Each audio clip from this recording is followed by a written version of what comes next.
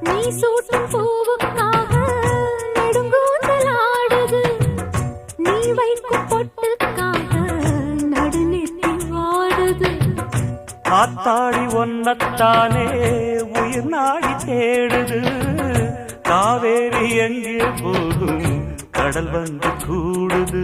அந்திப் பொழுதில் தென்னங்கிளையில் தென்றல் கூத்தாட மையை எழுதி மஞ்சள் குருவி கையை கோத்தாட அடங்காத ஆசை கொண்டு நானும் போராட. உனக்கென பிறந்தவ ரெக்க கட்டி பறந்தவ இவதான். என விட உனக்கு இங்கு மனசுக்கு பிடிச்சவ எவதான்.